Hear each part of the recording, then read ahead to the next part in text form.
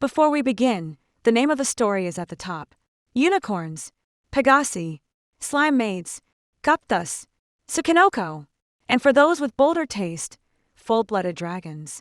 Welcome to the Mythical Beast Zoo, where the creatures are extraordinary and the staff turnover is concerningly high. Among those brave or foolish enough to work here is Reiji, a boy who spent his entire childhood dreaming of this exact moment, a keeper at the most magical zoo in existence. He made it. He is living the dream. The dream, as it turns out. His assigned creature is a half-dragon named Shin. She has dragon scales from the waist down, a fully human upper body, and an attitude toward Reiji specifically that can only be described as personal. The moment he steps into her enclosure and says good morning, she turns, stares, then launches herself at him like he owes her money. She bites his arm. She tears his uniform apart. She covers him in saliva. Then she steps off him and goes about her morning as though nothing happened. Reiji lies on the ground for a moment, just processing. He makes his way to the staff room afterward, looking like he lost a fight with a paper shredder. His coworker Belle glances at him from across the room. She sighs and says it looks rough again today. He laughs and gestures at her perfectly spotless uniform. She shrugs and tells him it is simply because she knows better than to touch a dragon's reverse scale. Then she turns and walks out. He watches her go. He stands there alone in his destroyed uniform. Not great. The two of them return to Shin's enclosure for morning cleaning. Belle calls out before entering. Shin drifts to the far corner and watches them work with her arms crossed and her expression unreadable. Reiji thinks about reverse scales as he moves around the enclosure. The legendary weak point sitting beneath a dragon's chin. Touching it apparently sends a dragon into complete sensory overload. He wonders whether a half-dragon even has one. He is still quietly working through that theory when Shin suddenly bites down on his sleeve. He shouts. She grabs his shoulder next, squeezes, shoves him sideways, then turns away and begins scratching her back against the wall like none of that just happened. He tells her very firmly that he is not a scratching post. She throws him to the ground and sits on him. He stares at the ceiling. This feels targeted. Later Belle asks the question both of them have been circling. She wants to know if he is thinking about quitting. He pauses, then admits that it is not quite that simple. Becoming Shin's keeper and helping her live her best life matters to him deeply. But Belle herself pointed out that Shin's behavior changed the moment he was assigned to her. If he is the reason she is unsettled, then staying might be doing more harm than good. Belle listens quietly. Then she tells him that before he decides anything, he owes Shin a conversation. He looks at her like she suggested something faintly absurd. He says Shin will not understand a word he says. Belle tells him words are only part of how things get communicated. She adds that Shin is essentially a coworker. The least he can do is be honest with her. He stands outside the enclosure longer than he needs to. Then he goes in. He calls her name. He tells her there is something important she needs to hear. She spins around immediately. Then she stomps the ground and bites his arm. He takes this as a neutral response and continues. He tells her he is thinking about transferring to a different creature. Something changes in her face, so fast it is startling. Her mouth drops open. She releases his arm. She just stands there staring at him with an expression that belongs to someone who just heard very bad news. Then she starts shaking her head, slowly at first, then faster, then continuously. He watches her and says carefully that all the biting and scratching seemed like stress. He only wanted her to have a calmer environment. She still goes. Her expression goes completely flat. Several seconds pass in silence. Then she charges at him again. He squeezes his eyes shut, waiting for teeth. Instead, two arms wrap around him from behind. Her face presses into his back. Her horns dig directly into his shoulder blades like small, dedicated daggers. She nuzzles against him. He stands very still and tries to understand what is happening. She turns to look up at him with enormous round eyes that have absolutely no business being on the same creature that was destroying his uniform earlier. She holds tighter. He tells her he genuinely cannot move. He then realizes this is not an exaggeration. Dragons are extraordinarily strong. He has no way out of this. His legs give up. They both go down. She ends up sitting on top of him and stares at his face from very close range. He lies there and reflects on his life. He has never been great with people. He came to this zoo partly because creatures felt more straightforward than humans. But right now Shin is clearly trying to reach him, and he cannot understand a single thing she is saying. He puts both hands over his face and apologizes quietly. She stares at him. Then she licks his face. He grimaces. She licks his nose. He wipes it off. She licks it again. He slowly sits up and asks whether she is trying to comfort him. She nods. Something shifts in him. He thinks back over every morning. The biting. The scratching. Sitting on him without warning. He asks quietly whether she has perhaps never actually hated him at all. Her eyes go enormous. She shakes her head firmly and repeatedly. He looks at her. Then he says that she probably would not understand that since she is not human. She flinches visibly. She sits down and turns away. He watches that reaction and understands immediately that she understood every single word. He stands up. He tells her that if there is even the slightest chance she does not dislike him, then he is staying. He wants to keep going until he can truly understand her. Her face turns red. She looks at him differently now.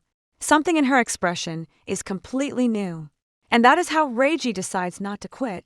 He stays as her keeper because he is determined to figure her out properly. Belle has been watching the entire thing from outside the enclosure. Her expression is that of someone who saw all of this coming from the very first morning and chose to say nothing. Reiji turns toward her. Shin immediately begins using his back as a scratching surface again. He looks over his shoulder at her with the exhausted patience of a man accepting his fate. He asks whether this is simply how things are going to be from now on. Shin wags her tail. That is apparently a yes. At the mythical beast sanctuary, mornings in the dragon house always start with cleaning. Inside her enclosure, the little dragon lets out a yawn, still half asleep. Belle flicks her tongue toward Reiji and asks if he's finally decided not to switch beasts after all. He confirms it, apologizing for being so indecisive. She shoots him a look and tells him it's fine. She figured things would turn out this way. Besides, she adds, maybe the little dragon actually likes him. He stares at her in disbelief and gestures at his current state, since the dragon is currently clamped onto his head. Belle asks, almost too casually, if that hurts. He shouts that of course it hurts. Once the enclosure is clean, he glances around, realizing that despite all their effort, the space barely needs it in the first place. The little dragon rarely does her business, and he's honestly never once witnessed it himself. Apparently, Belle has, exactly once. He recalls her trying to describe it, something like being caught in a dream, entirely removed from reality. He blinks at that, wondering why her explanation had to be so abstract. With cleaning finished, the dragon busies herself scratching at his back. Then it's feeding time. He hands her a generous portion of meat, and she tears into it with her jaws the moment she spots him. Watching her rip through the meat, he can't help but wonder, with a small shudder, whether he might end up on the receiving end of those same jaws one day. She keeps chewing, turning the food over between bites, and he studies her carefully, deciding that if he wants to avoid that fate, he genuinely needs to understand her better. Unfortunately, she remains something of a mystery. She licks her face clean, and he jots a note on his clipboard, reminding himself that most keepers monitor droppings as part of routine health checks. In her case, though, even illness might slip past unnoticed, given how rarely she leaves anything behind. An idea strikes him. Perhaps he should check by smell instead. He leans in and sniffs near her tail, only to recoil at how unpleasant it is. She responds immediately, swiping her claws across his face in irritation. Later, sitting in the staff room with a bandage across his cheek, he catches Belle glaring at him, asking if that was really such a bright idea. He shoots back, asking what she thinks. Apparently, getting clawed hasn't discouraged him one bit, since he still intends to move the dragon to her exhibit before opening hours. As he does, he notices she's outright ignoring him. Watching her through the back door, he spots a small boy and his mother approaching, the child clearly thrilled to see her. Then the boy's excitement fades fast, disappointed that the dragon isn't moving at all. He tugs at his mother's sleeve, begging to see a different animal since this one's boring. Reiji stares, stung by the comment, and steps closer, noticing she seems to be deliberately turned away, refusing to face the visitors. Maybe, he thinks, she genuinely struggles around unfamiliar people. Just then, she yawns and closes her eyes. Suddenly, everything shifts. She finds herself standing in a forest, dragons soaring overhead. She looks down at her own hands, flapping them experimentally, twisting and turning through the air. She dives into a nearby lake and snatches up a baby otter, but before she can enjoy her catch, the mother otter lunges at her, biting down hard on her leg. She flinches in pain, shaking wildly to free herself, crying out until the baby otter slips from her grasp and drops to the ground. The mother otter cries out too, rushing to scoop her baby into a tight embrace. Watching her meal escape, the little dragon feels a pang of sadness. Around her, she spots a unicorn nuzzling its foal, small birds tending their young, a family of some snout creature nearby. She watches quietly, sorrow settling over her, when the scene shifts once more. She notices a crowd of people and children pointing and chattering at her. Startled, she clenches her fists and squeezes her eyes shut, slamming her tail against a window hard enough to crack the glass. She cries out in pain as onlookers outside jump back in shock, and she begins to sob. Meanwhile, Reiji watches her, asking gently if she's awake. Her eyes flutter open, and he tells her it's nearly closing time, that they should head back to her enclosure. He catches himself, realizing he's fallen into the habit of chattering at her constantly, even though she likely understands none of it. He notices something odd though. She's sitting unusually still, not biting or lashing out at all. He wonders if she's simply groggy, or perhaps faking it entirely.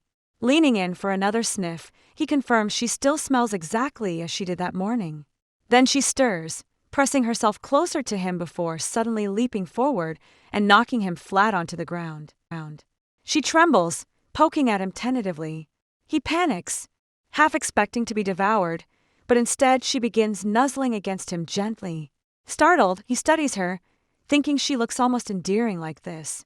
He asks what's gotten into her, utterly confused, wondering if this clinginess means she wants to be petted. She simply stares back at him, equally puzzled.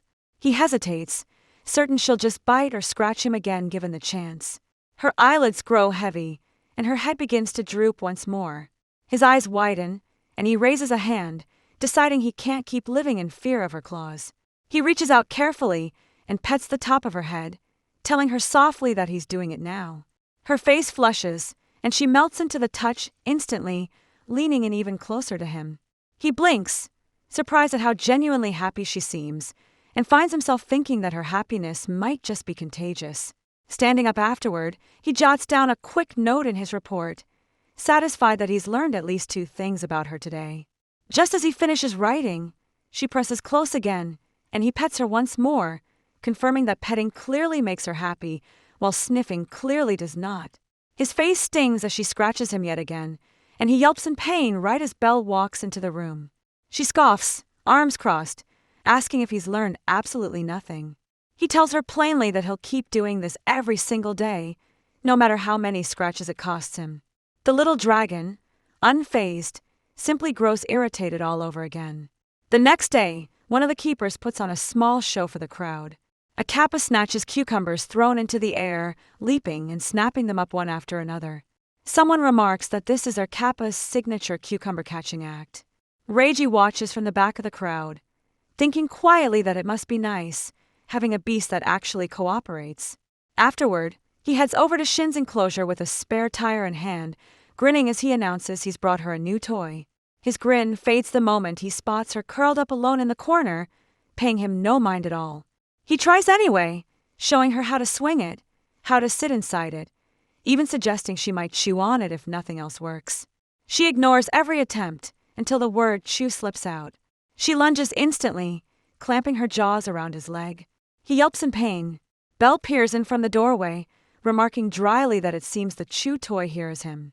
He grits his teeth against the pain. She adds that Shin has never once taken to any toy, not in all her years working here. He asks, surprised, whether even the sensory items failed to interest her. Belle explains those got destroyed almost instantly, every single time, recalling every attempt she's made in the past. He glances down at the drool, soaking his leg, and grinds his teeth, thinking there's an awful lot of it for someone supposedly indifferent to play. Still, he figures he has decent reasons for pushing this. Mostly, he wants her to get proper exercise, something closer to what hunting in the wild might demand of her body. Beyond that, it's simply a feeling he carries, that she seems bored more often than not. He knows he's new to this work, so he can't be certain the feeling holds any truth. Still, he reasons that if a toy could bring her a little enjoyment, it would be worth the effort. Should she truly want nothing to do with it, he decides they would simply think of something else. The next time he visits, his eyes widen in disbelief. He finds her holding a large ball firmly in her mouth and studying her closely. He realizes she genuinely wants to play, meaning his earlier hunch wasn't so far off after all. He chuckles, reaching out for the ball, expecting her to hand it over. Instead, she turns her head aside and drops it straight onto the ground. Startled, he retrieves it and offers it back, gently reminding her not to simply spit it out like that. She stares at him, clearly puzzled, before tossing it away again. He picks it up once more, hands it back, and the pattern repeats itself several times over. Somewhere along the way, it dawns on him that their roles have reversed entirely, and this is nothing like what he originally pictured. Breathing hard, ball in hand, he studies her calm expression and wonders whether she's even the slightest bit tired. She shakes her head, breathing just as heavily as he is. That's when the truth strikes him. Since she only ever tosses the ball rather than chasing it herself, she isn't expending any real energy at all. In other words, this game could continue indefinitely until boredom finally catches up with her. His expression darkens at the thought that such a moment might never come. He returns the ball once more, and she flings it instantly, tail wagging as she stares at him expectantly. He asks, half exhausted, if she wants even more. Setting the ball down, his face goes blank as he admits to himself how tiring this has become. The distance covered may be modest, but the constant back and forth wears him down all the same. He briefly considers keeping the ball to himself, or perhaps shifting things into an entirely different kind of game. She watches him hesitate, and her head sinks low in response. That alone is enough to stop him. He realizes he cannot bring himself to disappoint her, not when this has become something she decided, entirely on her own, was their way of playing together. He hands it back again, smiling as he silently promises to chase it down with everything he has, no matter how many times she throws it. She takes hold of the ball, and something like genuine happiness settles over her. Outside, Belle notices a small crowd gathering near one of the viewing windows and wonders, puzzled, what could be drawing such attention. Stepping closer, she spots Reiji and Shin fully absorbed in their game and lets out a disbelieving scoff. Inside, he waves his arms with enthusiasm, utterly convinced this time he'll manage to catch it properly. The two of them lose themselves completely in the moment, him leaping upward for the ball or diving low to catch it, his body striking the ground again and again. A visitor happens to film the entire scene, and the clip soon circulates on a popular video platform, drawing a modest wave of attention. A handful of new visitors begin showing up specifically to see her. Before long, the little dragon becomes something of a minor sensation, with news segments describing her as both endearing and unexpectedly clever. Somewhere, someone watching the broadcast switches the channel the instant another story begins. The next day, when Reiji returns eager to resume their game, he finds her turned away once more, showing little interest. He asks, quietly disappointed, whether she's already finished with the ball for today, having genuinely grown fond of their little routine himself. It seems, much to his surprise, that she has grown just as tired of it as he feared she eventually would. The next day, Reiji returns to work and begins his usual routine. First comes the cleaning check, then the feeding check. Finally, the smell check. The enclosure still stinks, but it smells exactly the same as always, so he considers that a good sign. Shin suddenly notices something sticking out of his bag. As she swings a paw toward his face, Reiji quickly dodges the attack. His face instantly brightens with excitement. For the first time, he successfully avoids her scratch. Unfortunately, his celebration lasts only a second because Shin immediately launches another swipe. Before she can reach him, Belle walks into the room and finds Reiji lying on the ground in pain. She calmly reminds him that he still has a lot to learn. Meanwhile, Shin stomps her tiny feet in frustration, as if she is annoyed that someone interrupted her fun. After finishing their work, Reiji locks the enclosure. Belle asks if he has a minute, and the two head toward the back alley. She reminds him that she will not be at work tomorrow because it is her day off. However, the zookeeper who was supposed to cover her shift can no longer make it. That means the entire dragon enclosure will be Reiji's responsibility for the day. Reiji falls silent. Belle explains that she has already asked Jean, the keeper from the neighboring enclosure, to check on him around noon. Even so, she believes he can handle everything on his own. Reiji glances toward the gate and notices Shin watching him. At least she no longer seems to hate him. He has slowly started getting used to the job, or at least that is what he hopes. With a nervous laugh, he assures Belle that he will do his best, even if he has to manage everything alone. Belle nods before waving goodbye and wishing him good luck. As she walks away, Reiji quietly watches her leave. A small feeling of uncertainty creeps into his mind. He cannot help wondering if he will really be able to handle everything by himself. The next morning, Reiji arrives at the zoo and carefully cleans Shin's enclosure. After finishing, he lets out a relieved sigh. He praises her for behaving so well before leaving to prepare her breakfast. Before walking away, he glances back at Shin once more. She seems unusually calm today. That makes him feel a little more confident about managing the day alone. He soon returns with her usual meal and places the fresh meat in front of her. Instead of eating right away, Shin simply stares at him while letting out a low growl.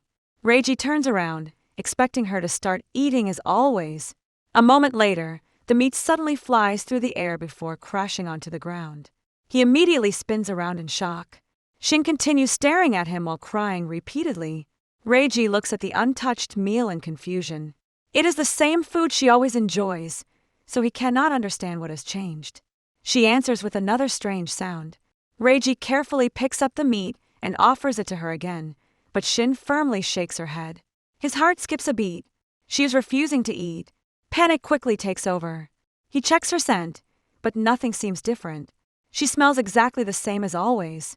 Maybe she is feeling unwell and has lost her appetite. Still, she looks perfectly healthy. The meat is fresh. The enclosure is clean. He has followed the usual routine without making a single mistake. Then a thought strikes him like lightning. The pages he is holding slip from his hands and scatter across the floor. Reiji leans closer and checks Shin's scent once again. It is exactly the same as always. Even so, he cannot rule out the possibility that she is feeling unwell and has simply lost her appetite. She looks perfectly healthy. The meat is fresh and high quality. The enclosure is spotless. Every step of the usual routine has been followed without a mistake. Yet none of it explains why she refuses to eat. Another loud cry echoes through the enclosure. Reiji's heart sinks. Shin marches into the corner and stamps her feet in frustration. Her reaction leaves him completely helpless. His body begins to tremble as he struggles to think of a solution. After glancing at the clock, he hurries to Jean, the salamander keeper, and explains that Shin has refused her meal for the first time. He also mentions that she normally finishes it almost immediately.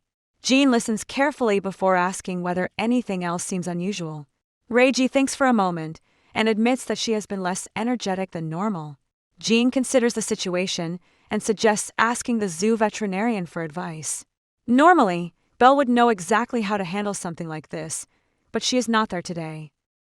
Reiji lowers his head in disappointment because he knows that is true. After another moment of thought, Jean offers a different suggestion. Instead of relying only on Belle's care logs, they should also study the records left behind by the previous dragon keepers. Decades ago, the zoo raised full-blooded dragons. Since Shin is still half-dragon, those old notes might contain valuable information. The two quickly head to the staff room. Reiji searches through the cupboard until he finally discovers an old dragon handbook. He eagerly opens it, only to realize that Belle's notes are surprisingly brief. Even so, he hopes the older records will provide the guidance he desperately needs. As he turns the pages, the very first instruction catches his attention. Discard everything you think you know. Reiji blinks in surprise. The handbook explains that ordinary knowledge about caring for animals is almost useless when it comes to dragons. That warning alone tells him he is dealing with an entirely different creature. He continues reading and suddenly comes across an alarming passage. It explains that if a dragon refuses to eat for long enough, its body may gradually shrink. In extreme cases, some have even disappeared altogether. Reiji freezes. The terrifying image instantly forms inside his head, making his face turn pale. He cannot believe something so frightening is written so casually. He quickly flips through more pages until another section catches his eye. His surprise is so great that the heavy book slips from his hands and lands on the floor with a loud thud. He immediately picks it up and rushes back to Shin's enclosure. According to the handbook, the first method for dealing with a dragon that refuses food is to awaken its hunting instincts. The keeper should encourage it to chase its prey as if it were hunting in the wild. Reiji glances at Shin. One look at her expression tells him that this idea will probably fail. His prediction proves correct almost instantly. Instead of chasing the food, Shin smacks the meat straight back into his face. So much for method 1.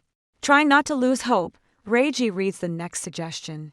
Dragons can eat almost anything, so perhaps Shin has simply grown tired of her regular meals.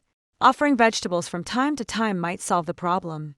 He quickly prepares a few vegetables and places them inside the enclosure. Shin gives them a single glance before turning away without the slightest interest. Reiji lets out a defeated sigh. The handbook casually mentions that dragons rarely choose vegetables anyway. He cannot help wishing that useful detail had appeared before he wasted precious time. Still searching for answers, Reiji wanders over to the slime enclosure. He quietly watches the creatures, happily enjoying their meal while his thoughts continue to race.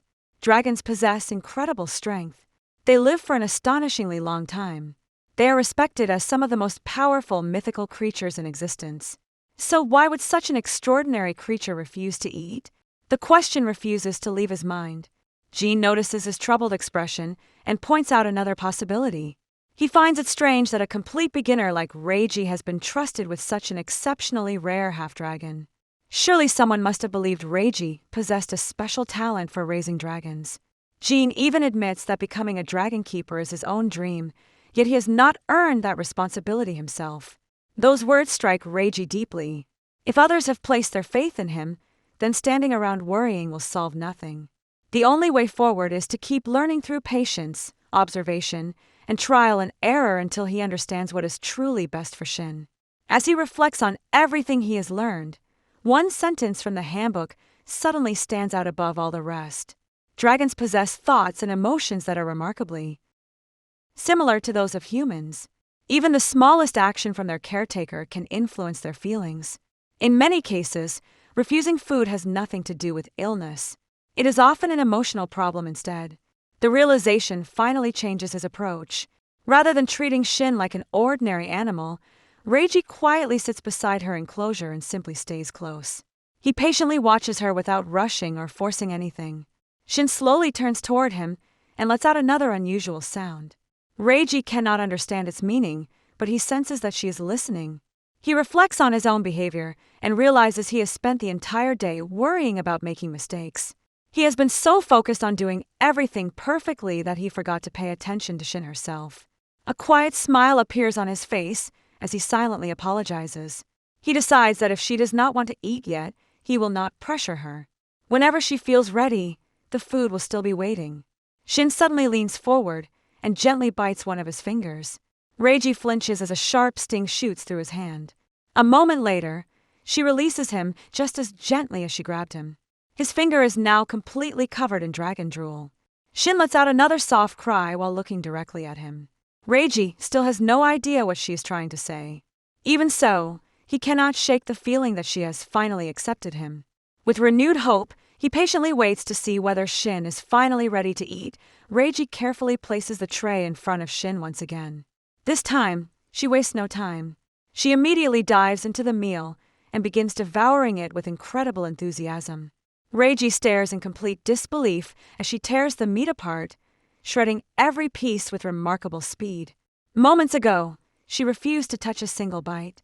Now she is eating as though she has been starving for days. He can only watch in stunned silence. Within minutes, the tray is completely empty. Shin happily finishes every last piece before wearing a satisfied expression that makes it seem as if nothing unusual had happened. The following day, Belle returns to work. After hearing everything that happened, she calmly explains that the situation was never as serious as Reiji believed. It is actually not uncommon for dragons to skip meals for a few days without causing any health problems. Reiji is left completely speechless. Belle then recalls Shin's early days at the zoo. When she first arrived, she refused to cooperate with anyone. At the time, everyone assumed she simply disliked the food, so they kept trying different meals. Despite that, Shin refused to eat anything at all. Eventually, they asked the veterinarian to examine her. To everyone's surprise, she was in perfect condition. Since Shin has been eating normally for quite some time, Belle admits that the possibility never even crossed her mind. Dragons truly are strange creatures. Their behavior rarely follows ordinary logic. Reiji can only stare blankly as he realizes he spent the entire day panicking over something that might have resolved itself naturally. Belle suddenly notices the exhausted look in his eyes and cannot help wondering what kind of battle he went through while she was away. Later that night, silence settles over the zoo. Inside her enclosure, Shin quietly gazes at the bright moon through the small window. A gentle breeze drifts inside as soft moonlight fills the room. After watching the glowing sky for a while, she slowly rolls onto her back and continues staring at the moon with wide, puppy-like eyes, wearing an unusually gentle expression. The next day, Reiji returns to work and immediately notices a large crowd gathered around Shin's enclosure. A smile spreads across his face as he realizes far more visitors have started coming to see her. More guests are good for both Shin and the zoo, so the sight fills him with quiet satisfaction. As always, Shin pays no attention to the people watching her. She simply keeps her distance and acts as if they do not exist. Reiji has already figured out that she is not being unfriendly. She is simply shy around strangers. While he is admiring the lively atmosphere, Belle calls him over. She points toward the old information board beside Shin's enclosure. Reiji looks at it in confusion before quickly realizing what she means. The sign introducing half-dragons has become completely outdated. Belle explains that it was created when Shin first arrived at the zoo. Although the information is still correct, the display is nothing more than a long wall of tiny text that very few visitors bother reading. People come to admire Shin, but most leave without learning anything meaningful about half-dragons. Belle believes that is a wasted opportunity. She decides it is finally time for a complete makeover. Reiji smiles, excited to see the finished result. His excitement disappears the instant Belle informs him that he will be helping create it as well. Later, Reiji returns to Shin's enclosure and gently rubs her head while thinking about the assignment. Shin notices his unusual expression and quietly watches him. Without realizing it, he begins absent-mindedly squishing her cheeks while letting out one frustrated sigh after another. Belle watches the scene before reminding him that he should either pet Shin or keep sighing. Trying to do both at once is only confusing her. Feeling slightly embarrassed, Reiji admits that he has no idea what to write about Shin. Belle already knows the reason. They have divided the project between them. Belle is responsible for explaining half-dragon biology and ecology, while Reiji has been asked to introduce Shin herself. Since he spends every day caring for her, Belle believes nobody understands Shin better than he does. Even so, Reiji cannot think of the right words. It is not because Shin lacks interesting qualities. Quite the opposite. She loves being petted. She has an enormous appetite. She always carries her unmistakable smell wherever she goes. Those traits immediately come to mind. The moment he mentions her odor, Shin freezes. Her eyes slowly narrow before she starts glaring at him with obvious irritation. Reiji quickly realizes those details only describe her habits. They fail to capture who Shin truly is. None of them express the image he wants visitors to remember after meeting her. Belle notices Shin's offended expression and cannot help smiling. It seems Shin understands far more of their conversation than either of them expected. Reiji continues thinking out loud until Shin suddenly loses her patience and swipes her claws across his face. Another scratch, another painful lesson. Belle points out that Shin clearly understands every word he says. She also reminds Reiji that he has a habit of giving up whenever his confidence starts slipping. Those words linger in his mind long after they finish work for the day. As they close the enclosure, Belle encourages him once more. Shin has opened her heart to him more than anyone else. If someone can describe the real Shin, it has to be Reiji. The following days pass quietly. Every morning begins with cleaning the enclosure. Feeding Shin comes next. Afterward, they spend time playing with her favorite ball until she eventually grows tired enough to curl up for a nap. Reiji watches her sleeping peacefully, hoping inspiration will finally appear. Nothing comes. The next day follows exactly the same routine. Then another day passes. Nothing changes except the number of fresh scratches decorating his face. Reiji grows increasingly discouraged. His spirit feels completely drained, yet he still cannot find the words he is searching for. Later, while resting in the staff room, Belle happily announces that she has already finished writing her section of the new exhibit. Reiji stares at her in disbelief. Belle explains that although half-dragons can change their gender depending on their emotional state, there are still several ways to identify them. The easiest method resembles that of humans. A visible chest usually indicates a female form, while a completely flat chest generally suggests a male form. Reiji immediately feels awkward listening to such a straightforward explanation.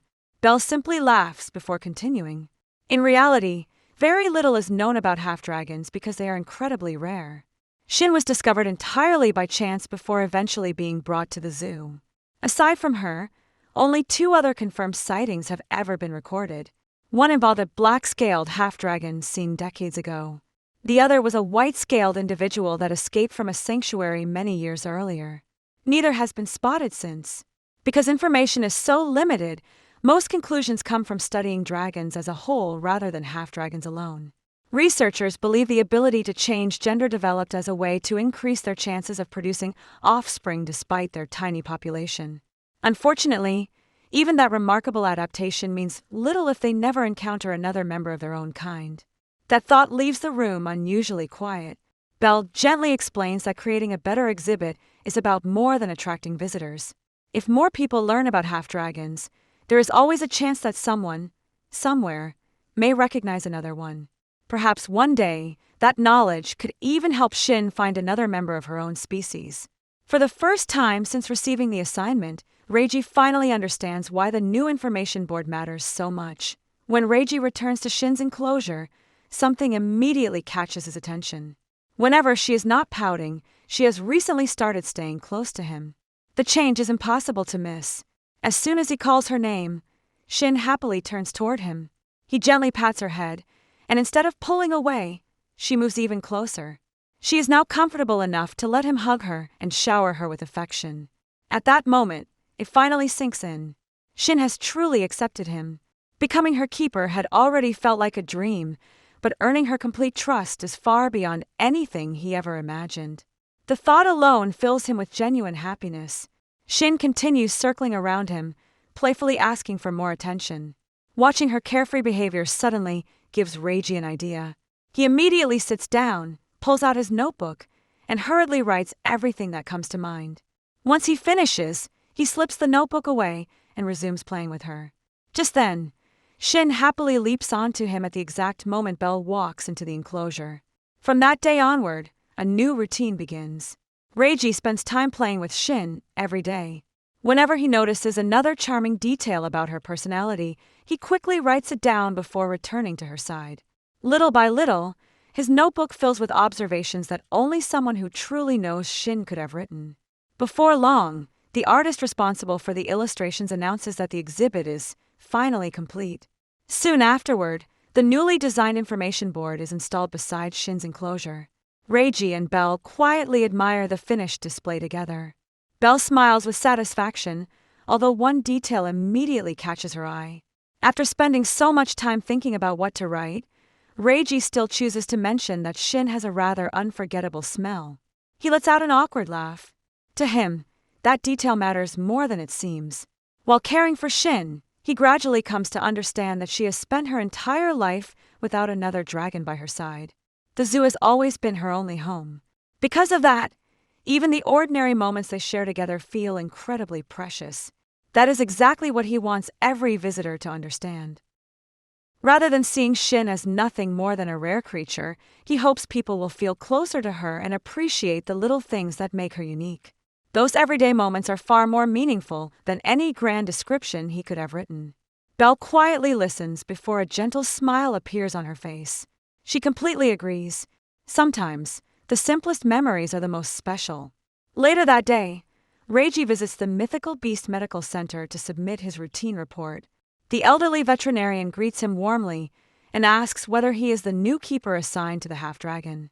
Reiji politely introduces himself and expresses how happy he is to be working alongside him. The veterinarian nods before casually mentioning the results of Shin's latest examination. According to the report, Shin appears to be carrying an egg. Reiji instantly freezes, his eyes widen in complete disbelief as the unexpected words sink in. An egg? His mind goes completely blank as he struggles to understand what the veterinarian has just revealed.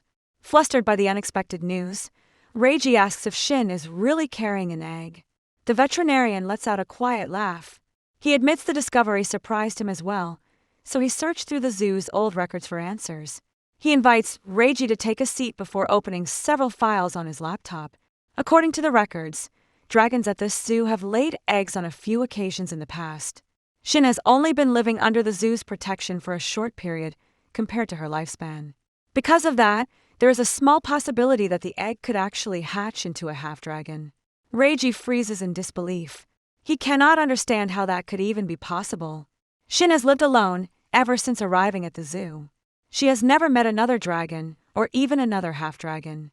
The veterinarian calmly explains that Shin spent nearly 100 years living in the wild before she was rescued. During that time, she could easily have encountered other dragons and even found a mate. Considering the unique biology and extraordinary lifespan of dragons, delayed fertilization is entirely possible. Whether that is what happened remains uncertain. They will not know the truth until after the egg is laid. If a healthy half-dragon hatches, however, it would become an extraordinary discovery because creatures like Shin are unbelievably rare. Still processing everything he has learned, Reiji returns to Shin's enclosure, where Belle is busy cleaning. The moment he shares the news, Belle stops what she is doing. A hatchling. Even she is stunned by the possibility. After collecting herself, Belle decides they should continue their usual routine for now while informing the zoo office about the situation. As Reiji stands there in a daze, she gently pats his shoulder before pointing out that the expression on his face looks strangely unsettling. He awkwardly insists that he always looks like that. Belle immediately disagrees. Unable to contain himself any longer, Reiji suddenly bursts into laughter. His entire body trembles with excitement as reality finally begins to sink in. Shin is going to lay an egg. That means everything around her is about to change, and his responsibilities as her keeper are only going to increase. Later, the two spend time with Shin as usual. She watches Reiji with obvious confusion while he continues acting unusually excited. He carefully observes her condition, checking whether she seems hungry or uncomfortable. Shin quietly shakes her head before stomping her feet and turning away from him. Reiji laughs awkwardly and jokes that she must dislike him again. Belle immediately corrects him. Shin is not angry. She is simply reacting to the strange expression he has been wearing ever since hearing about the egg. Reiji rubs his face, finally realizing she is right. Something has been bothering him for days. At first, he assumes it is anxiety about the egg. He worries that something could go wrong during the laying process. He worries about how much Shin's environment will have to change. He worries about raising a hatchling despite knowing almost nothing about dragon reproduction. Yet the more he thinks about it, the more he realizes those fears are only part of the truth. There is another emotion hiding beneath them, a selfish one. No matter how hard he searches, he cannot put a name to it. For now, he forces those thoughts aside. The following day, the staff gathers to prepare Shin's enclosure for the arrival of the egg. Everyone works together to create a comfortable nesting area filled with soft bedding and carefully arranged materials. As soon as everything is finished, Shin happily climbs onto the nest and settles down. Reiji and Belle exchange relieved smiles. At least she seems to like it. Later, Reiji stands alone in the restroom, staring at his reflection in the mirror. The tense expression that had been lingering on his face finally seems to have disappeared. He quietly hopes Shin will no longer be bothered by it. As he washes his hands, another thought suddenly crosses his mind. If the egg truly hatches, there will be another incredibly rare half-dragon at the zoo. For someone who dreams of raising half-dragons, that should be the happiest news imaginable. Then a frightening possibility flashes through his mind. What if someone else is assigned to care for Shin? His jaw immediately tightens. The very thought leaves an unpleasant feeling in his chest. He quickly shakes his head, trying to push the idea away. That reaction alone reveals the truth he has been avoiding. The strange expression on his face has never been caused by fear for the egg. It comes from his own insecurity. He simply does not feel worthy enough to remain Shin's keeper. When they return to the enclosure the next day, Belle looks over the newly prepared nesting area with satisfaction. It may still be unfinished, but Shin already seems comfortable using it. Shin quietly lifts her head to look at them before settling back onto the soft bedding. Belle notices something else as well. The troubled expression that had been covering Reiji's face is finally gone. His heart skips a beat. He slowly approaches Shin while countless thoughts race through his mind. Perhaps she is only pouting as usual. After all, only a few months have passed since he became her assigned keeper. Belle gently encourages him, reminding him that Shin has trusted him more than anyone else. Reiji tries to brush the compliment aside. Deep inside, however, he cannot deny the truth. He wants to become the most important person in Shin's life. That wish suddenly feels painfully childish. Shin spent nearly a century surviving in the wilderness before ever meeting him. Compared to her, Reiji has barely lived 20 years. If the veterinarian's theory is correct, she may even have had a mate long before he was born. The realization strikes him harder than expected. He has never even experienced a relationship himself. In many ways, Shin has lived a far longer and richer life than he ever has. As he kneels beside her, she suddenly feels much farther away than before. He begins questioning everything. From the beginning, his reason for becoming a keeper was simple. He wanted to become friends with animals. Now that dream feels hopelessly naive. Animals and humans live in completely different worlds. No matter how close they become, there will always be a line separating keeper and creature. Once that painful thought settles into his heart, he quietly turns away. He realizes he still knows almost nothing about Shin. Compared to everything she has experienced, he is nothing more than an immature young zookeeper who became carried away by his own emotions. Shin watches him leave with a puzzled expression, unable to understand why his mood has suddenly changed. Another day passes before Reiji notices something different. Shin's appetite has started decreasing again. Concerned, he immediately contacts the veterinarian and explains the situation. The veterinarian calmly reassures him that this is completely normal. As the egg grows larger, it places pressure on Shin's internal organs, naturally reducing her appetite. There is no need to panic. He simply needs to make sure she always has plenty of fresh water available. Reiji thanks him and prepares to end the call. Before he can, Belle suddenly rushes into the room and urgently calls his name. The panic in her voice makes his heart sink. The two race toward Shin's enclosure without wasting another second. They find her collapsed on the ground. Her legs are wrapped tightly around her tail. Heavy breaths escape with every painful movement as she lies completely exhausted. Reiji's face instantly turns pale. His eyes widened in horror. For a brief moment, his mind goes completely blank as he stares at Shin, unable to understand what is happening before him.